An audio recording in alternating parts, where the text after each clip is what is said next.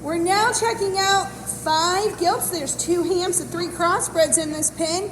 And Dad has caught, is this 1054? This girl, we saw a sister to her earlier. She's a one-of-a-kind prime time. Now this gilt is kind of a cool design gilt. Look at her from the side profile. She's so clean necked up through that neck and jawline. It extended from the side. She has probably I'd say a little more extension. Really true in terms of that muscle shape and design. Really good in that hip shape. If you're looking for a breeding gilt, these are the kind that are fun to breed because you can take multiple boars to her out there. Okay, let's catch the other Hampshire gilt in this pen. This is 85-7. She's a primetime world class. So if you follow us, primetime world class, that is some of the most kind of elite, now becoming old school genetics we have here. This girl is really cool in her makeup. She's square chested, she's tall at the point of her shoulder, very true in terms of that muscle shape over her top and out through her hip. One that has really good in terms of her depth of body and center rib shape. She's not wanting to pull extremely well for us today, but really good in terms of that hip and hind leg as well. And these primetime world classes are easy feeding, easy doing Hampshire females. And let's just talk about the pedigree just a second, Amy. I mean, it's not like you're guessing here. This one's going to mass up, going to be good. She's got the extra frame and extension. Like you said, she's not full of it. I want to say this is maybe one of the better front-ended of this main. So, we're there. Yep. Okay, Dad, you have caught, is this? 8210. 82-10. She's a matchmaker, party up north. These 82s go back to 75-12, which, as you can read about, has just done a phenomenal job for us.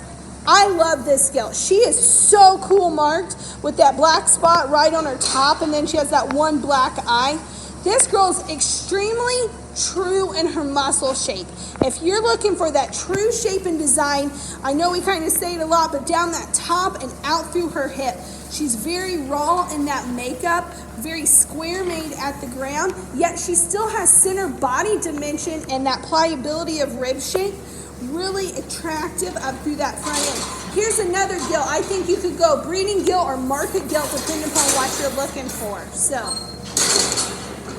is this 82-7. Again, these are out of matchmaker parties, and this girl's just cool. Look at her go.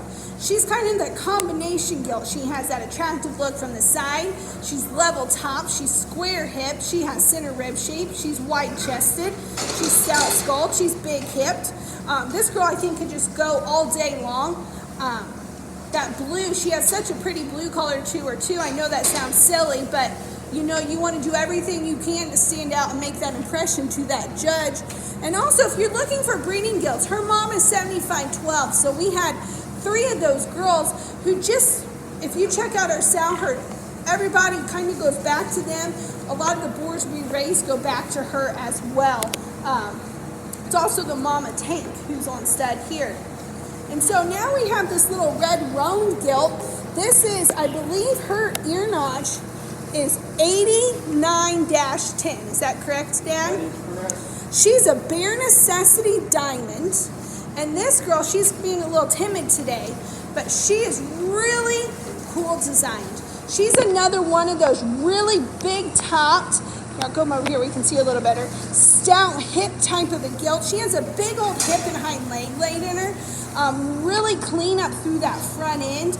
Really good in terms of that center body dimension as well. She's just being a little scared tonight, not wanting to get out and go. But these are the kind that are fun to feed, and we guarantee, you know, these are the ones that, you know, I know a lot of people have some market shows or breeding gilt shows. She's another one that you can take either way.